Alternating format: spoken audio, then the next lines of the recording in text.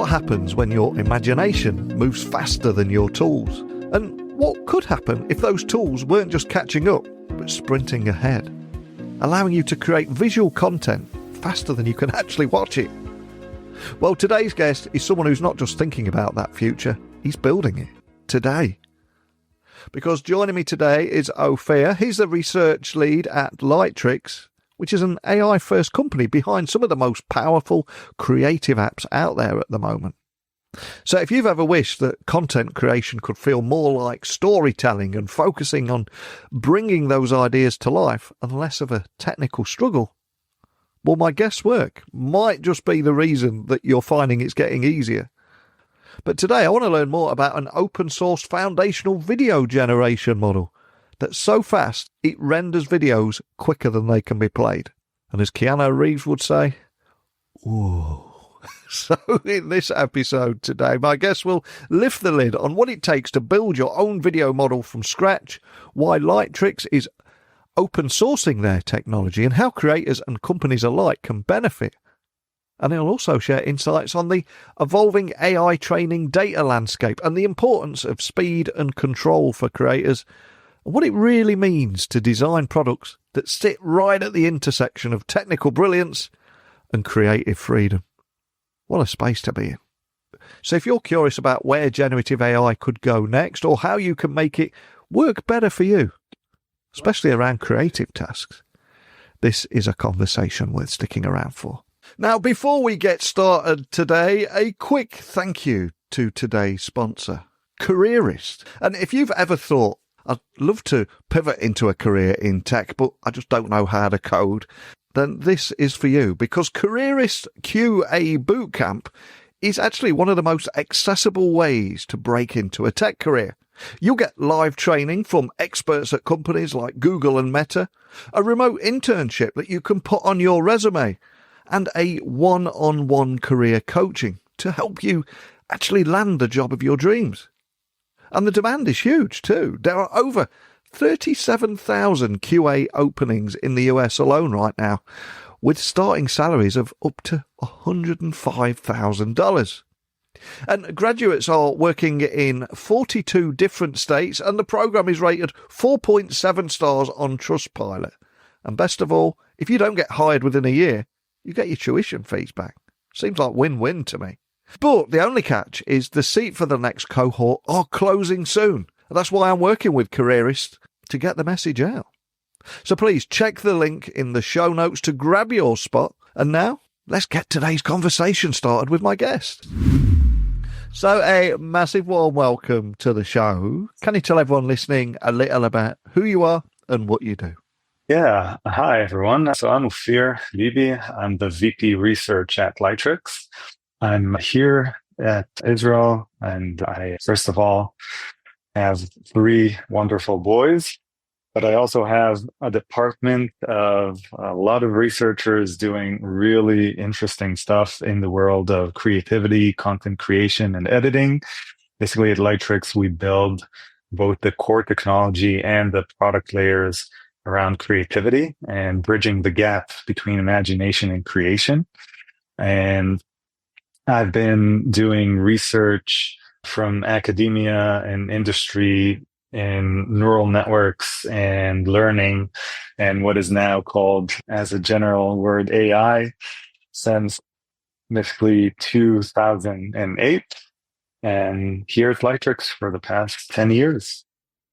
I love the line you use there, bridging the gap between idea and creation. And one of the things that put you on my radar was when I was reading about Lightricks' approach to integrating generative AI functionalities into a suite of apps like Facetune, Videoleap, and now LTX Studio. But for people that are listening and hearing about you for the first time, tell them more about this and also how it's evolved over the last few years. Because this is, you were doing this stuff before it was cool, right? Yeah, for sure. I mean, there are a lot of ways of AI or machine learning over the years. And I think what happened at Lightricks is it was started from people in academia seeing all these wonderful demos being built, but they wanted to bring it to, the end user, to consumers. And so when going into the early mobile era, there's this problem where, you have a small screen and big fingers, and you still want to give users a lot of power. You still want them to be able to create what they wanted. And from the beginning, we search how to use algorithms and put a little magic behind the scenes. So the experience is both easy, magical, and still very powerful, so that you don't take away all the power that is there. And neural networks was a big jump from more classical algorithms. And we built a lot of capabilities of running neural networks and mobiles. And then when the generative era started, we were really in it from the start. Basically, we've had a generative network filling holes in images on mobile devices already in 2019. But as these networks evolved and as they got better and more generalized, they also got bigger. And one of the evolutions for Lightricks was to move a lot of our algorithms from the edge device to the backend, to the cloud. And after that, our products also evolved. We moved from just mobile to also web, from consumers to also businesses and enterprises. And nowadays, our final step in this evolution is actually building foundational models, and not just specialized models, but foundational AI models for video generation and media generation at large. And I think over the last 3 years, we've seen generative AI evolve from novelty to necessity. And I've got to ask, what was it that sparked the decision at Lightricks to build your own video generation model right from scratch, from the ground up, rather than rely on existing frameworks? Is there a story there? Yeah, well, definitely. We've always had a very strong research team, and we've built a lot of things from scratch. But honestly, we were not looking to build a video model, generative model from scratch. We kind of saw the landscape. We saw stability at that time with stable video diffusion, which we used, but it wasn't progressing. It wasn't good enough. And we wanted to see kind of what's next. And there wasn't anything very clear on the horizon. We also saw that in our product layer, we were trying to give an experience to creators who are very iterative. They need to do something and then change something small in it and then make another change. And the slower models, or the more expensive models that were starting to kind of pop up, we're not really supporting that kind of experience. So we've looked at the landscape and we saw that if we're not going to build our own model, we're not necessarily going to get the quality, the speed, and the efficiency, right? The cost that we want for our creators, for our products. And so we ventured on building the fastest generative video model on earth, right? And we did that. And then we saw that controls were super important and that more quality. And we actually found that building the model ourselves allowed us to build all these things into the model, to bake it in, and to get to a better quality overall and a better flexibility, rather than trying to build small layers on top of, something existing.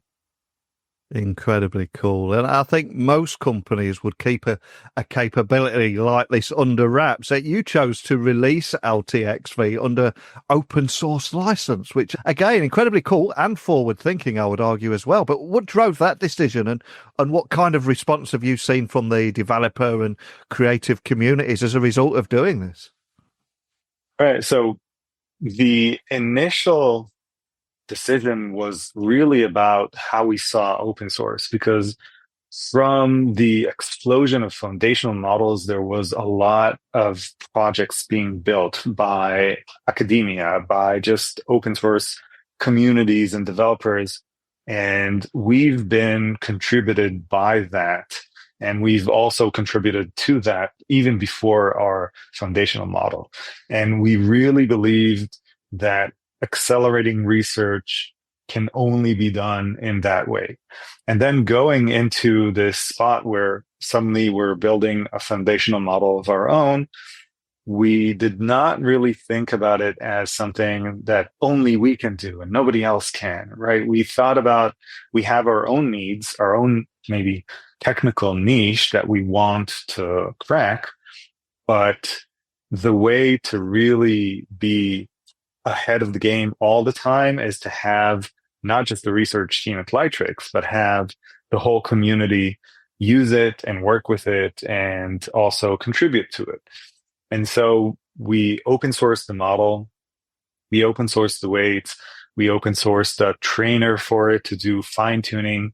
And because the model is also very, very efficient, it has a merit to, even in a world where, attention goes to the new thing that comes out every hour, right? Yeah. Suddenly people are still using the model for those types of needs. So in academia, it's a very, very good model to use because it's very efficient. It's also very efficient to train. It's very efficient to try new ideas on. Even groups like competitor groups in the open source arena were using our model to try their ideas on. And in general, we've seen a lot of community interest and a lot of people contributing, from code to ideas to styles and just creations, which is a great thing to see. It really is. And in terms of technical development, 2025 seems to be a turning point for how models are trained right now. So how is the AI training data landscape changing from what you're seeing here? And what implications does that have for companies that are focusing on visual content right now? Yeah, so in general, I think the thing that comes up every so often is quality over quantity. Right? Quality of data is super important. It's important in visual content, right? For the final pixel quality. It's important for the understanding of the world when talking about world models or video models. It's important for motion of objects and physics interactions and all sorts of things like that. And language understanding, because all of these models are not just about the pixels, but they're also about the text prompts that they get or other multimodal prompts that they get. And so we've been doing basically a lot of work on our data in two ways. One is we have partnerships with, licensed data providers that give us really high quality data that is also licensed. And the aesthetics of that type of data is really, really high, which means that we teach the model with the best of the best. And the other thing is really work on how we prepare that data before feeding it to the model. We need to make sure that it's consistent, that it has adherence to the prompt, that things are very, very accurate. And we try to always improve and always get somewhere better and measure ourselves. And that is why we also kind of release new versions as things progress. And you talk about the speed at things progress there. This is a fast-moving space, and you must feel this more than most. And speed and innovation seem to be emerging as the key differentiators in generative AI. So how are you at Lightricks? How are you working to stay ahead? And what kind of challenges come with continuously pushing faster, more iterative improvements added to your models, etc.? Because it must feel daunting and even overwhelming at times. Is anything you can share around that and that journey that you're on? Yeah, I mean, like I've said before, I think it's crazy what's happening. I think every hour is something new. Like we have channels that are already filtered on what people actually read and saw and is interesting, and things are being, posted several times a day. New things, not repetitive things. And I think as a company, you have to have some strategy and some added value. And for us, we are working like crazy, right? We want to be as fast as possible and to ship out the things that we're planning as fast as possible. But on top of all of that, we have a model that is unique in the fact that it has stronger compression. So it's faster and it's cheaper, both to train and to inference. So that is one thing that is unique. And while, everyone tries to get the best quality pixel ever, that is nice. And we try to do that too, but under the same kind of umbrella of being more efficient. But it's not just that. Our model is also, we always come in from the needs of the creator. So one of the bigger needs is control. So our model, for instance, is being trained in a way that it can get conditioning on any frame, like arbitrary frame conditioning, while other models come in with the first frame or maybe first frame and last frame. So we can deal with any sequence of frames that you have and then basically interpolate or extrapolate from them. So if you have keyframes in animation and you want to make a whole video of everything moving, our model can do that naturally, right? And other models might not. So we find these places where our model, the flexibility of it and the efficiency of it is really unique. And we try to double down on that and create this added value both in our products and for our customers for, API or licensing of the model. And with the LTX Studio positioning itself as a multi-model creative platform, any potential listeners that could be listening to our conversation today, how have partnerships with OpenAI innovators like Google and Black Forest Labs, to name but a few there, have these partnerships helped expand what's possible for your users? Anything you can share around them? Yeah, of course. So kind of like I said, there is this, very thin separation between the model layer and the product layer. So LTX Studio is our product offering, and Lightricks is, an award-winning product company at its core. So LTX Studio is the product that tries to deliver the experience for its users of building a story, of animating it, of fine-tuning it, and creating exactly what it is that the message that you wanted to tell. And in that, any tool that we can make available to you that also makes sense in terms of, again, the added value that it gives you or the specific or unique type of control or outputs that you can get from it, then we'll certainly add it to the product. So for instance, Black Forest Labs created Flux, which is a text-to-image model. And we use that because we developed a video model and not an image model. Or even Google, where they really pushed on final pixel quality, which is great. So we give that for the people who want a specific shot through VO instead of, using even our model, because if that is what they need and the time that they have to wait or the price that they have to pay makes sense, then it's useful for them and we make it available. And for creators, I think speed and control are vital, non-negotiable. So how are you balancing those kind of needs with the complexity of working across so many multiple AI models, all within a single platform? I would imagine that balance alone could be quite tricky. So how do you achieve a balance like that? Yeah. So like I said, I think it's very demanding when building a product on top of models. Models are very, very raw. And when building a product, you need to add layers on top of layers to make these models more accessible and to give the types of experiences that creators and the users of, for instance, LTX Studio are looking for, which is on one hand why we cannot, integrate an infinite amount of models, even though it seems like there are.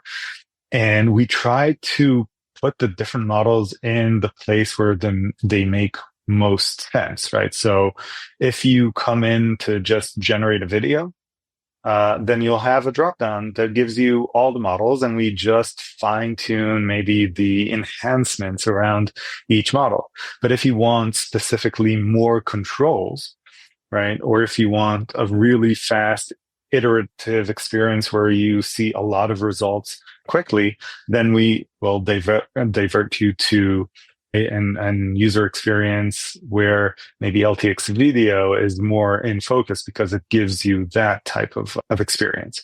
And it's really a lot of product work that the great folks in the LTX Studio team do to make it really as polished as possible. And finally, if I was to ask you to look ahead, what's next for your team? Obviously, you might be locked down as to how much you can share with us today, but are there any teasers you might be able to offer on what role you see Lightricks as the open source LTXV model plays in the future of generative video and indeed that broader creative economy? Where do we go from here? What can we expect? Yeah, so one thing that I think is very prominent right now is the fact that models are getting more, let's call it multimodal. They're becoming more diverse, more generalistic. And I think that really in the long run of maybe 2 or 3 years, we'll have kind of all encompassing models that do everything.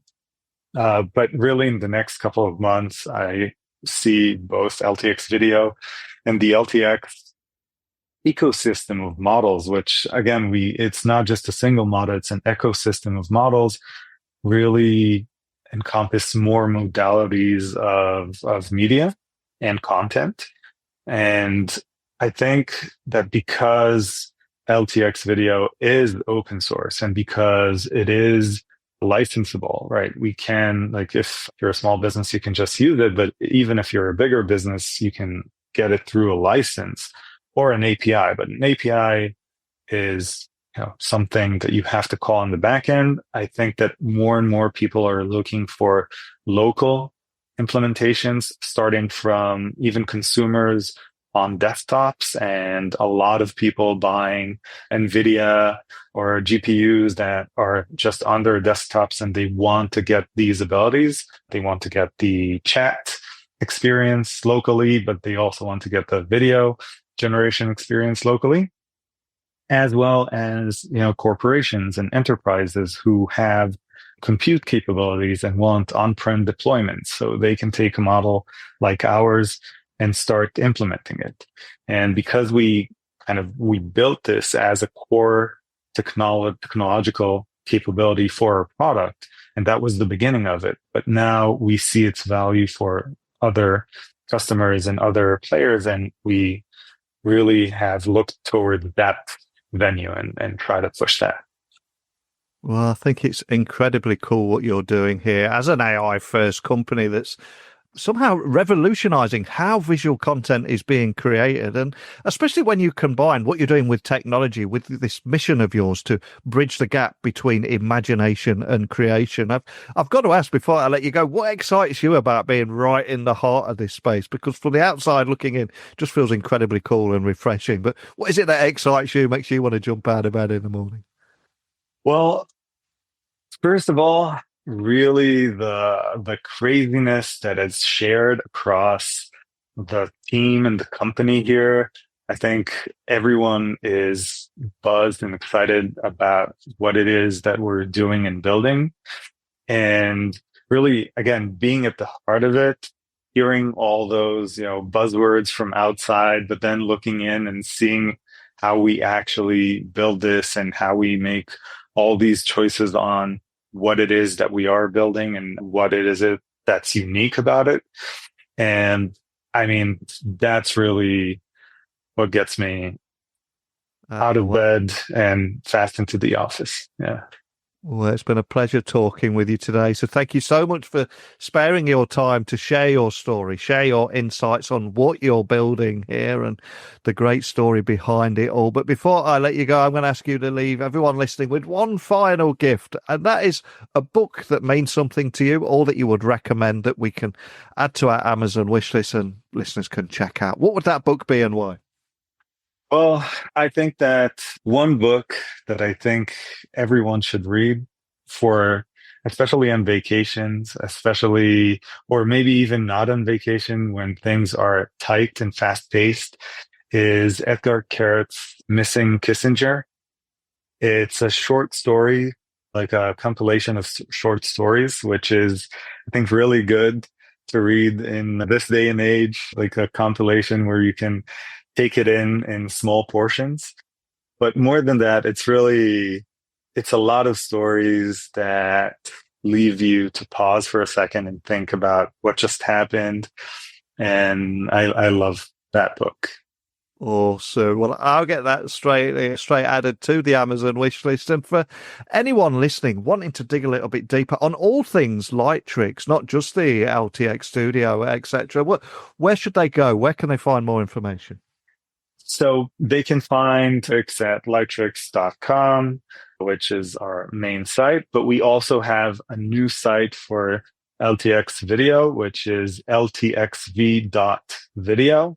You can go there to see really all the information about LTX Video. Awesome. Well, I'll add links to both of those sites. And I, for one, have just loved hearing your story today. Why Lightricks decided to develop its own video generation model and release it under open source license. Incredibly forward thinking, as I said earlier in our conversation. And also how the AI training data landscape is continuously changing and the need to differentiate by being faster and iterating on model innovation. So many big talking points. I'd love to hear from users listening. Let me know your thoughts on what you love or what you find exciting about this technology. But more than anything, just thank you for joining me today and starting this conversation. Really appreciate your time. Yeah, thank you for having me. It was a great conversation. A special thank you to my guest. He was on vacation when he recorded the interview today, and I think his passion, his excitement, and recording a podcast about this while on vacation speaks volumes. And hearing him talk about building Lightricks' own video model, navigating a shifting landscape of training data and obsessing over creator needs like speed and control, I think it's clear this isn't about chasing hype. It's about delivering real value through better products. And whether you are a developer, a creative, a business leader, or just someone fascinated about where visual tech is heading, I think he offered more than a peek behind the curtain today, didn't he? To me, it felt like he gave us a front row seat to the next evolution of content creation. And maybe just as important, he offered a timely reminder that great AI isn't about replacing creativity. Far from it. It's amplifying it. But let me know what stood out for you. Or what would you like to hear more of in future episodes? Let me know. techblogwriteroutlook.com, LinkedIn, X, Instagram, just at Neil C. Hughes. And remember, check out techtalksnetwork.com, where you'll find over 3,500 interviews. But that's it for today. So big thank you to my guest for joining me during his vacation time. What a guy. And an even bigger thank you to each and every one of you for listening to me on your commute, on your workouts, or maybe on vacation too. And on that note, guys and girls, I will bid you farewell and return again tomorrow with another guest. Speak to you soon. Bye for now.